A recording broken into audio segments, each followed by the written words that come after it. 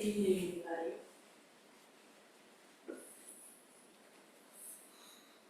Happy Father's Day. Do you know any happy fathers? Thought I'd talk about that today. I always come back to what's happened in my own relationship to my own father. So I just wanted to start, before I go into the official Dharma portion of this talk, just a little bit about the evolution of my history of my father, who is a very complicated human being, as most of us are. And it's been a long journey from the days when I suffered deeply in relation to my feelings about my father. I was very angry and filled with criticism all the time about how he handled his own difficulties and the effect on me. And somewhere along the line of a long life of practice, I stopped doing that. And I started appreciating what I got from him, which is very, very precious. In a certain way, he was my first Zen master. He was very wise, but he was also very disturbed. And then, I think about the situation that he grew up with, and his father, and his father's father. And when I began to think about the long history as far back, I know 3 generations back, incredible amount of suffering. Without the benefit of the kind of insight that I've benefited from as a person in modern day psychological culture. All of the ways that I've had to look into my own experience and not only psychology, but the original psychology of the Buddha. The Buddha really has, so it's been thousands of years, where his intention was to say, what is the source of our suffering? And one way that I'd identified was, I was always telling a story about my suffering and blaming it, rather than understanding more deeply the source of suffering. And as practice really took hold in me, and I started to see the source of my own suffering, I realized, well, that's true with all of us. That's true with him. How could I have missed it? So even my dreams about him changed. Became very mild. So Father's Day brings this to mind every year. And I kind of celebrate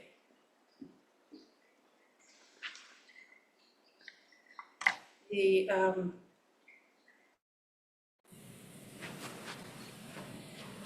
you hear me? Yeah? Okay. Celebrate the possibilities of transforming our relationship to whoever is difficult in our life. And that includes any internal voice that is difficult for us to make our peace with. Because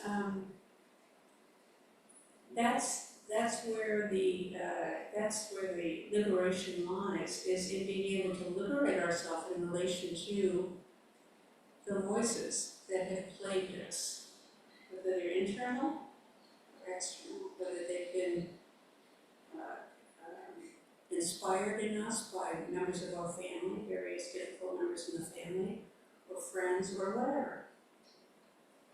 That there is what is the relationship with these voices, and how do I look more deeply into their source and see them as conditioned by real factors that created difficulties for them, for me. And And that brings us to a much more friendly, much friendlier attitude toward the difficult people in our lives. When we really understand that all comes from somewhere. There's not an intrinsic evil thread that somebody is expressing. It's just deep or not so deep suffering that we then take on.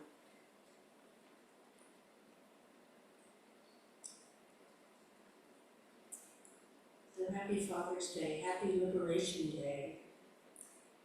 It's kind of this basis of all our relations. All relations can be friendly. And we can address the conditions that make it harder for all of us. So, one of the things that came to mind when I was thinking about Father's Day was parental mind, which is one of the three minds that Dogen Zenji talks about. The three minds of magnanimous mind, parental mind, and joyous mind. Those are the minds that we cultivate. And he talks about this in his instructions to the cook. And if you were a cook, you're familiar with these various minds because cooking, magnanimous, so what is magnanimous? Magnanimous is based in generosity. And when you cook, it's very generous. It's appreciating the qualities, the characteristics of the ingredients, and it's all putting it together so that it's really delicious for the sangha.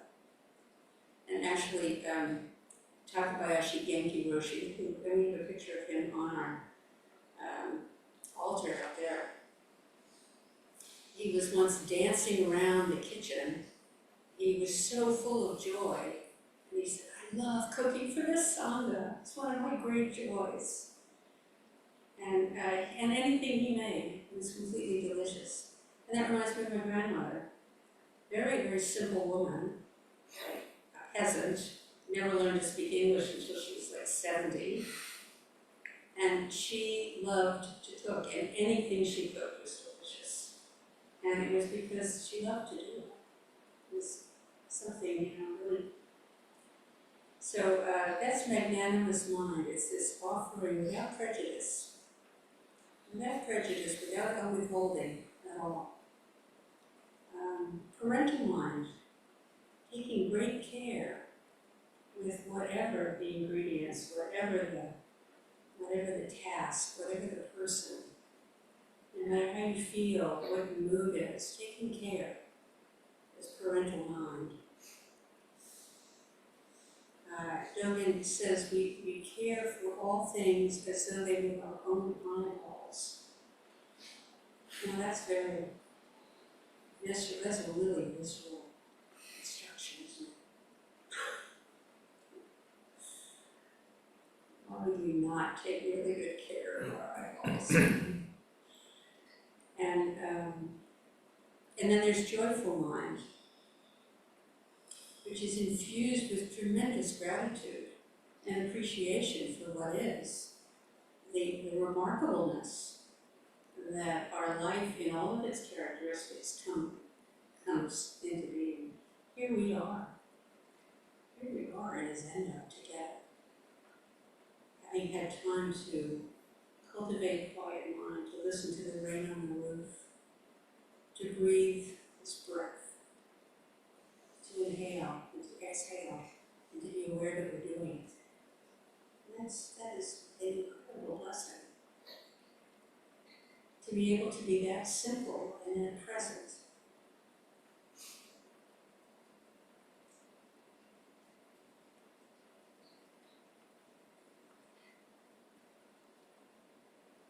So these are the three minds.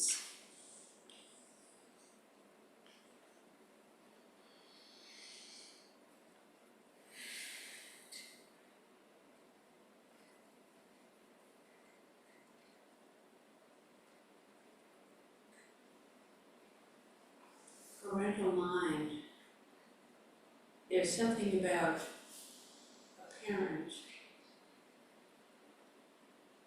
usually unless the circumstances are particularly difficult, beyond their capacity to cope, is a state of profound selflessness. No matter how much you want to be asleep at night, you waken to the cry of the babe who's lying there in a wet diaper and miserable, and you get up and make them more cozy and comfortable again so they can go back to sleep. Or you just can't stand having only I'm thinking of the baby at the time of the baby, babyhood. It's hard to be with a tiny baby all the time and not have company with adults. And yet, you do it. And you know that this time is brief and precious. I was just with my granddaughter this morning on Zoom, and she was showing me how she was bringing out all her diapers and showing me how she could diaper Mousy. My daughter was sitting there thinking, oh my God, I'm sure that her room is covered with diapers. She's pulled out all the diapers. She came one after another to show me how to diaper the baby, the Mousy. And I thought my daughter really practices with parental mind. I've never seen her this tolerant. Before this baby came along, she was not tolerant. If anything didn't go her way, she was really pissed off. Or, I'm out of here, right? It's all changed. There's something about that parental mind. And I identify with that with the Sangha. That's the way I feel about the Sangha now. I mean, there's a lot of trouble that comes with being in a Sangha. There's a lot of stuff that goes on that can be very challenging. But the innate value and preciousness is unmistakable. And so that's one reason why we encourage everybody to become involved in Sangha. Not just one day a week, but if you're going to be here a lot, take on a job. It's part of really understanding the deep, important, precious connection that we have with each other to support us in this kind of practice. For the sake of all beings. Because when we practice in Sangha, we bring this attitude away out of this particular context. I always think if everybody was practicing the Sangha, the world would be much better off. We would be able to learn how to tolerate what feels at times intolerable, because we know how important it is to nourish the community. In genetics, what parental means in genetics? It refers to the generation from which a genetic experiment unfolds. Is the parental basis of a genetic experiment. And I think, that's kind of like parenting. It's a genetic experiment. We never know what we're going to get.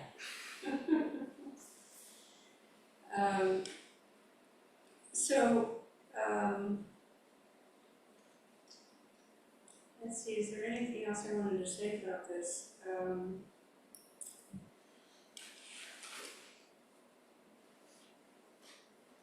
Magnanimous, so let me think about magnanimous mind for a minute. How aware are you when you are filled with magnanimous mind? What are the circumstances that bring that forward for you? Any of the teachings that we receive in this practice, we can regard it as a koan. It's like, okay, magnanimous mind. When do I feel magnanimous?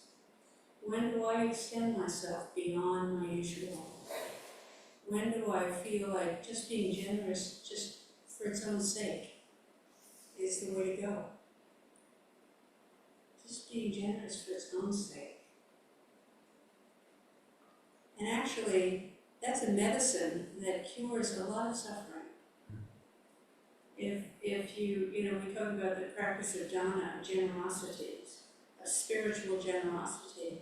If we go through a day deciding that our practice today is going to be generous of spirit, so that really sorts a lot of responses as we go about the world in a certain direction. It points us in a certain direction. And it cultivates connection.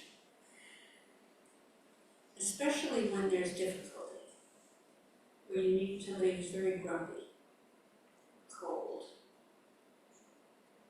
and you respond with warmth.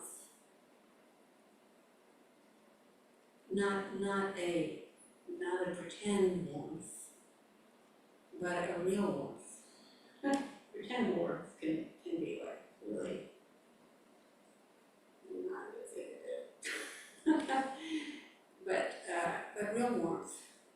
Because if somebody comes across cranky, it means they're having a hard time. And you don't have to add to it. So this is very basic. This is not a fancy Dharma talk at all. This is all about what we know, what we all know from our own experience, are the benefits of caring for others.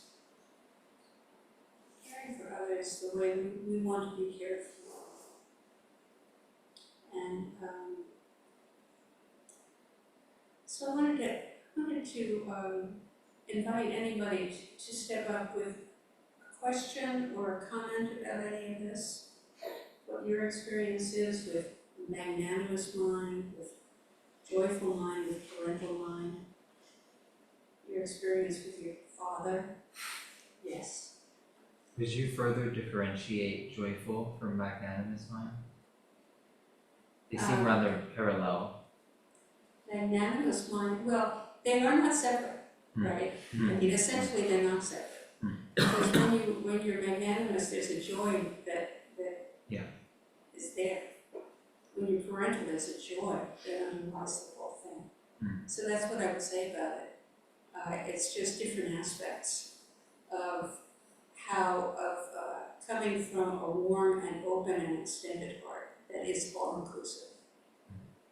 Very inherently joyful. Would you add anything to that? Or does that sum it up? Thanks for pointing that out.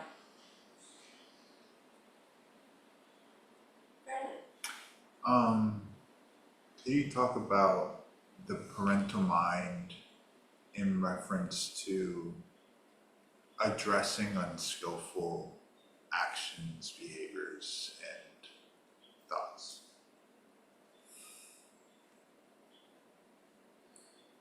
When you are subjected to somebody else's unskillful action? Personally, I struggle most with when it's my unskillfulness Yeah. and taking that parental mind. Oh, yeah. Well, parental mind is, has at the ready what is needed. It's a discerning mind. So if I get really unskillful about something, one, I'll identify, oh, that was not skillful. And I do what a skillful parent does, which is to say, well, what would you like to do differently? Or what can you learn from that? So it's not condemnation, it's like, this is all learning. And whenever I'm unskillful, it's because I haven't realized what was needed. Or I've come from a place of myself that is tired or only, the usual things that in a hurry, filled with agenda, don't get in my way. There are a number of states of mind that tend to condition us to be unskillful. So that's how I use parental mind in that way.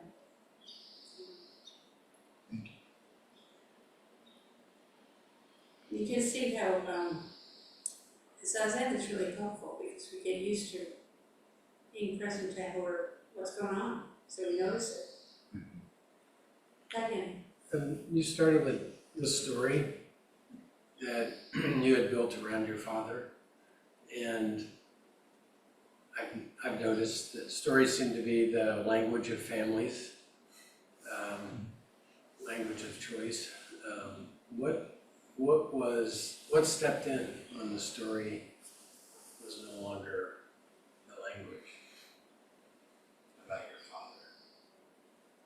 What stepped in? Yeah, what frame of reference, or how did you communicate, or with yourself and others, and how did that? What helped change it? Change the story? Yeah, or even to eliminate a story of any type.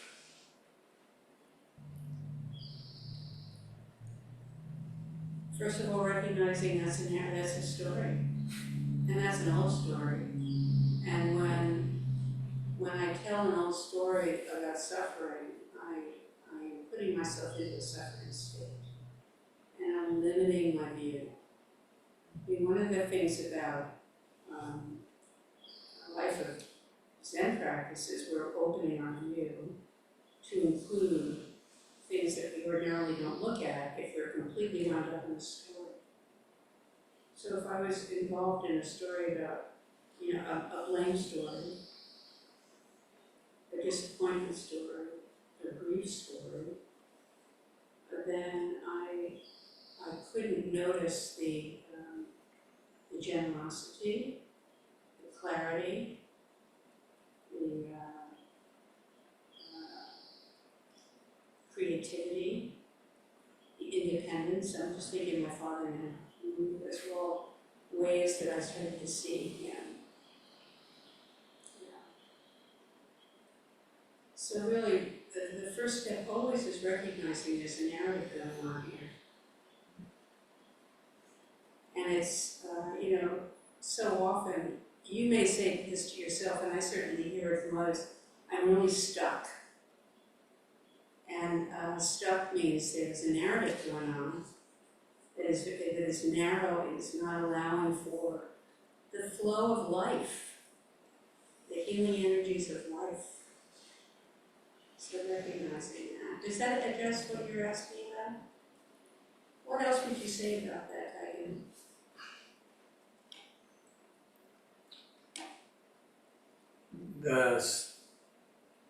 I think an area to become more skillful is to guide other family members gently away from the narrative and story as they want to reshare, reinvest in the story.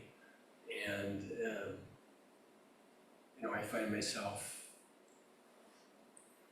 not agreeing with, but also not shifting it, and so it lives on in them. So anyway, it's an interesting dance. That it's not just an individual; it's a family. It's a community or whatever. Oh yeah, absolutely. That's a really important thing to bring out. Yeah, and in some families, the slightest change in how you respond can make a big difference for everybody. Gee, yeah, they were being nasty, but did you realize that they just got rid of rejection? Just something that brings more insight into this. But that can't always happen in a family. And that too. It can't always happen in a family. You can't always cure the family of especially really destructive stories about, or stories that scapegoat a member. That takes, that too is sometimes a situation. But yeah, it's really important because it points to what it can do. Like if you're the only person in the family who practices Zen, and one of the things that happens so often is people will come back and say, I don't know, this isn't changing anything, and then I'll meet a member of their family and I say, they've changed so much, they're so much nicer to be around. We don't fight at dinner anymore, and it's just the practice itself. It's not converting anybody or getting anybody else to practice with you. It's just the change in your own contribution to the energy. Yeah. Great, just to make sure I remember, magnanimous, that's the giving, right? The state of just giving. Okay. So I definitely identify with that, and I've been in states where it doesn't even feel like I'm giving when I'm giving that energy to these people. But what I found, the one person that I find the absolute hardest person to give to is myself. And I don't know how to transfer that giving energy that's so easy to other people to myself. The self that's feeling so separate from other people. You make an exception for yourself. You noticing that? That's the next best step. You're noticing you make an exception. Because from there flows a change of heart. Yeah, and then you know exactly what you need to do to be kinder to yourself. And to reach to the help that you need if you need help doing that. Yeah. That's one of the things that someone gives. We give to each other, potentially.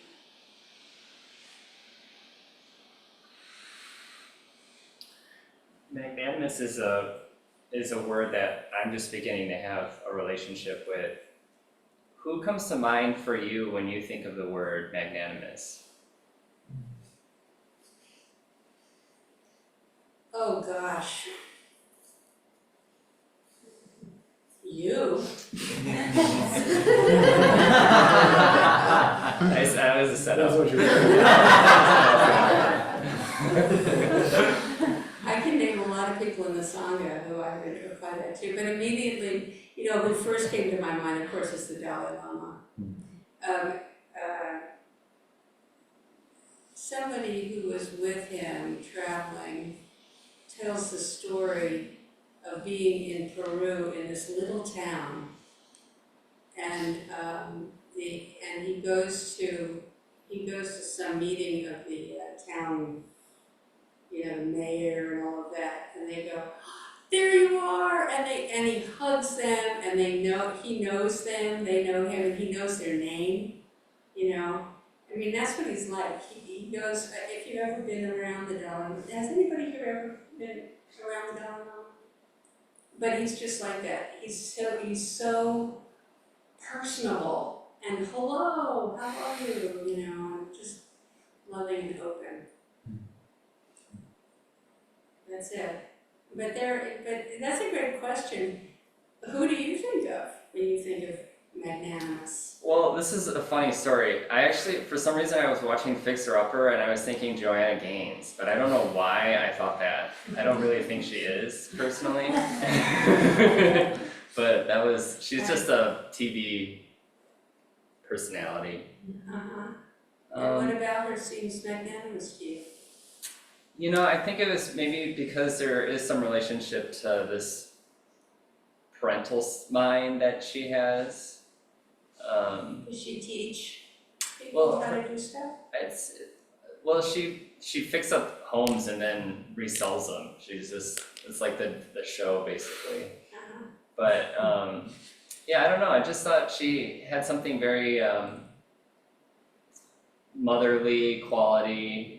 That parental mind, joyful. I think she kind of showed those qualities, and for whatever reason, I was watching that show and I just thought, oh, she's so magnanimous.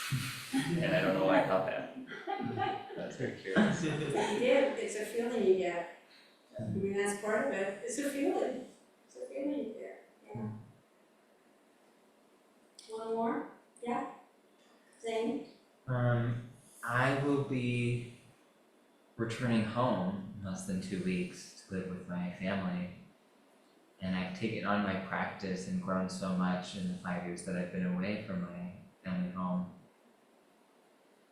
And in the brief visits that I've had with them, it feels very difficult to maintain my wide view and stay anchored from that perspective. It feels like there's just suddenly an injection and a surrounding of stories and old paths and familiar edges. It's so easy to get stuck in a small box that doesn't feel very good to me, but so quickly it's like I step away and I'm like, wow, how did I even get stuck, wrapped up in all of that? So I'm wondering, as I go back into this space for a more, long-term situation, what advice do you have for staying open? Good luck. Thank I was thinking of that story that Ram Dass tells. He was in India for like 15 years, right? And he was holy, holy, holy, and he was just, he went back for the first time to Boston to visit his mother, and knocked on the door, and she opened the door, and she said, "What is this? What is there?" And he just felt like, immediately felt like his old self. But actually, maintain your daily sitting practice, and now it gets real. Now it gets real. The most challenging place to use our practices with our male families. And sometimes we learn how to do it and sometimes we don't. But maintaining regular practice, looking for Sangha locally. Yeah. Okay. You have a brother who practices, Yeah, I'll definitely wrangle him in. and your father practices. Okay, well, you got a little Sangha going on there. But but that's always, does anybody else have that same question, is how to practice with your family? Yeah, exactly. Or how if you're married or you're partnered and one partner practices and the other doesn't practice, that can be very, very challenging. And it's a fertile ground for deepening inquiry into what are the conflicts, what are the needs, what are the skills that have not been honed.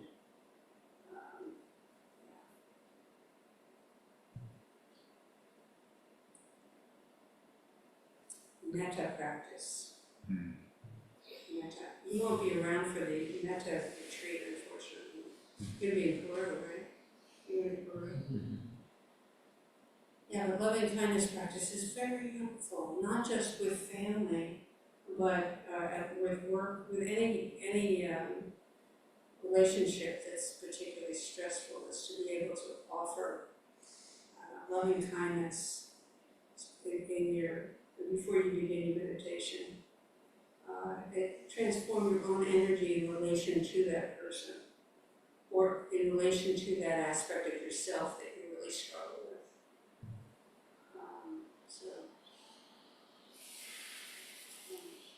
You can also do Sanzen online. There are ways to stay connected and do retreats.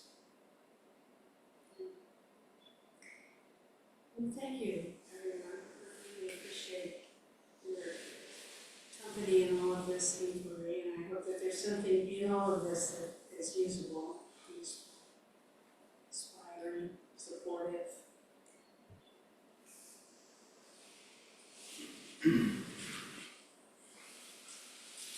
Oh, I know, I had one more thing I wanted to do before I finish.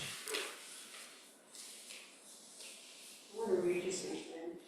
You may find this familiar, or you may not. It's titled Unlimited Friendliness. This is what should be done by those who are wise, who seek the good and who know the meaning of the place of peace. Let them be fervent, upright, and sincere, without conceit of self, easily contented and joyous, free of cares. Let them not be submerged by the things of the world. Let them not take upon themselves the burden of worldly goods. Let their senses be controlled. Let them be wise but not puffed up. And let them not desire great possessions, even for their families. Let them do nothing that is mean, or that the wise would reprove. May all beings be happy and at their ease. May they be joyous and live in safety.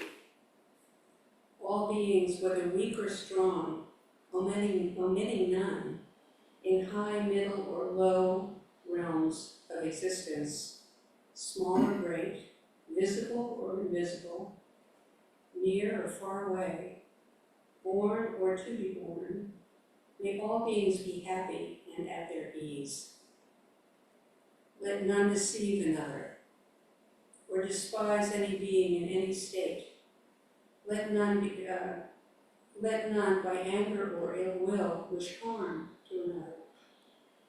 Even as a mother watches over and protects her only child, so with a boundless mind should one cherish all living beings, radiating friendliness over the entire world, above, below, and all around without limit. So let them cultivate a boundless goodwill toward the entire world, unlimited, free from ill will or enmity. Standing or walking, sitting or lying down, during all their waking hours, let them establish this mindfulness of goodwill, which is the highest state. Abandoning vain discussions, having a clear vision, free from sense appetites. Those who are perfect, who are blessed by this blessing. Let's see the rest of it. May they all be free. I can't see the last sentence, but there you go.